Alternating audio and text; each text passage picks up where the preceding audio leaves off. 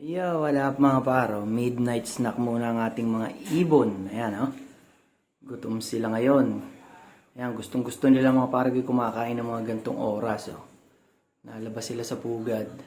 Tapos nakakain, nilagyan ko na rin yan ng mga painom, oh. Ayan. Oh. Nainom siya, oh. Ayan, tapos papasok sa pugad. Itong ibang ay nakakain, oh. Ayan, gaganda ng kulay nila mga paro. Ang cute. Sana naman ni dumami. Oh. Ayan. Ayan, busog na yan. Tapos ang kain ng mga yan bukas na ulit ng umaga. Konti lang ang nilagay kong pagkain para hindi naman manawa. Ayan, ganyan lang sila. Ang ganda ng kulay. Oh.